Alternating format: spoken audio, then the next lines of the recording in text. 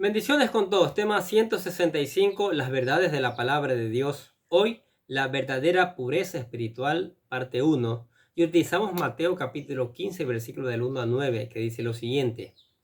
Entonces se acercaron a Jesús ciertos escribas y fariseos de Jerusalén, diciendo, ¿por qué tus discípulos quebrantan la tradición de los ancianos? Porque no se lavan las manos cuando comen pan. Respondiendo él, les dijo, ¿por qué también vosotros quebrantáis el mandamiento de Dios por vuestra tradición? Porque Dios mandó diciendo, honra a tu padre y a tu madre, y el que maldiga al padre o a la madre, muera irremisiblemente. Pero vosotros decís, cualquiera que diga a su padre o a su madre, es mi ofrenda a Dios todo aquello con que pudiera ayudarle, ya no ha de honrar a su padre o a su madre. Así habéis invalidado el mandamiento de Dios por vuestra tradición.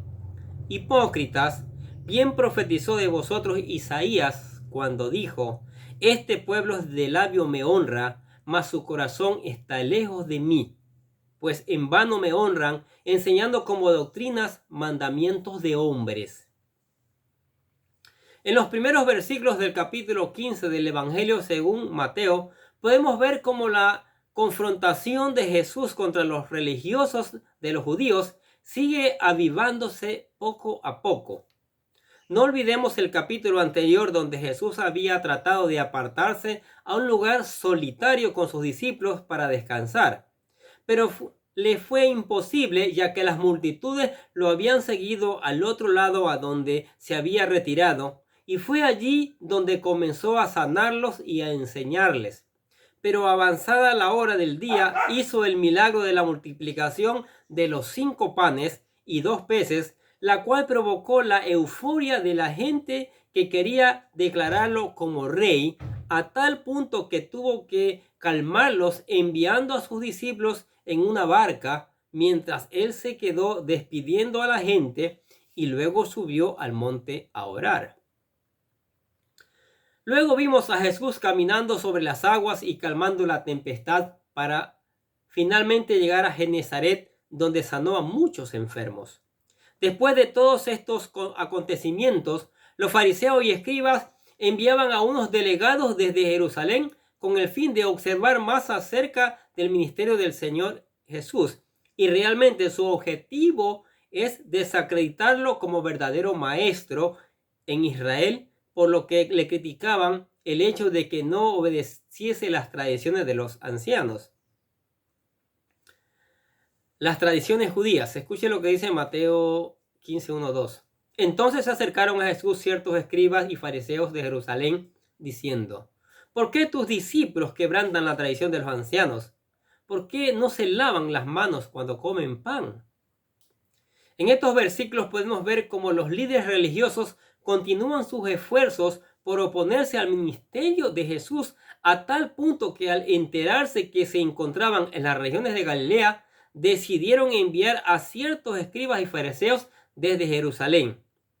Es muy posible que estos hombres fueran versados en las tradiciones judías, y a tal punto que su objetivo era encontrar razones para desacreditar el ministerio del Señor Jesucristo. El propósito de estos hombres era demostrar que Jesús no era un verdadero maestro porque no se sujetaba a las tradiciones judías, y Marcos nos explica que ellos tenían muchas tradiciones aparte de lavarse las manos antes de comer. Escuche lo que dice Marcos capítulo 7, versículo del 1 al 4. Se juntaron a Jesús los fariseos y algunos de los escribas que habían venido a Jerusalén, los cuales, viendo a algunos de los discípulos de Jesús comer pan con las manos inmundas, esto es, no lavadas, lo condenaban. Porque los fariseos y todos los judíos, aferrándose a la tradición de los ancianos, si muchas veces no se lavaban las manos, no comen. Y volviendo de la plaza, si no se lavan, no comen. Y otras muchas cosas hay que tomaban para guardar, como los lavamientos de los vasos de beber y de los jarros y de los utensilios de metal y de los lechos. Para los judíos, en el tiempo de Jesucristo, se tenían 2 fuentes de autoridad divina. Una era la ley que realmente consideraba la observancia de toda la palabra de Dios escrita hasta ese momento. La ley de Moisés, los profetas y los otros escritos. La otra fuente de autoridad que los judíos consideraban era la tradición, que no era más que ciertas enseñanzas que se habían transmitido por medio orales, que trataban acerca de ciertas interpretaciones de la ley. El problema con esto era que Jesús estaba allí para obedecer la ley y no la tradición. Generalmente las religiones acostumbraban crear tradiciones que con el tiempo se volvían en fuertes, que son elevadas al mismo nivel de la palabra de Dios. Y esto ocurre también hoy en nuestros tiempos. Por ejemplo, la Iglesia Católica afirma tener 3 fuentes de autoridad divina: la Biblia, la tradición y la voz del Papa. Las religiones hindúes están llenas de tradiciones que se consideran reglas divinas, al igual que en el budismo, el islam, y aún si no tenemos cuidado, esto puede pasar dentro de la iglesia también cristiana. Nuestras iglesias evangélicas están llenas de tradiciones las cuales varían de congregación a congregación.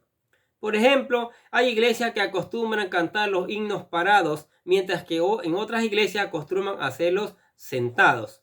Otros acostumbran leer la Biblia puestos de pie cuando el predicador lee el texto a meditar, mientras que otros no hacen que la gente se ponga de pie. Otros acostumbran a bautizar en los ríos donde el agua fluye, mientras que los otros hacen en cualquier lugar donde haya suficiente agua, e incluso en lugares fabricados dentro de su misma congregación. Otros cantan usando solo himnarios, mientras que otros no lo hacen. Otros recogen la ofrenda después de la alabanza antes del mensaje, mientras que otros lo hacen al final de la predicación. Y así pueden haber muchas tradiciones que la iglesia practica, pero debemos tener cuidado de que no ponerlas al nivel de la autoridad que tiene la palabra de Dios. El problema con estos fariseos y escribas es que enseñaban a la gente a respetar las tradiciones como si fuera la verdadera palabra de Dios, y en ocasiones se ponían por encima de esta. Realmente la tradición surgió de forma oral de 3 fuentes principales, que eran las leyes orales supuestamente dadas por Moisés, aparte de la ley escrita, las observancias que los jueces pronunciaban sobre los distintos aspectos de la vida, y unas interpretaciones y explicaciones de los maestros más destacados. Pero con el pasar de los tiempos, los judíos vieron la necesidad de escribirlos, y fue así como a finales del siglo II, el rabino Yehudan Hassani las compiló en una obra conocida con el nombre de Misha, la cual en hebreo significa repetición. Durante varios siglos, los rabinos judíos estudiaron la Misha en las academias de Palestina y de Babilonia. Sus discusiones fueron recogidas en el Talmud, siglo VI después de Cristo. Estas discusiones incluyen una gran variedad de temas que tienen que ver con la ley judía, con la ética, con la filosofía e historia, además de una amplia gama de temas y puntos de vista. Por eso, para este tiempo, los fariseos y escribas se molestaban en gran manera con Jesús porque no respetaba las tradiciones, y en esta ocasión su molestia fue que los discípulos no se lavaban las manos al momento de comer. Lavarse las manos era una tradición que surgió como consecuencia de una de las leyes levíticas que Dios le dio a Israel de mantenerse ceremonialmente puros. Escuche lo que dice Levíticos capítulo 5, versículo 22.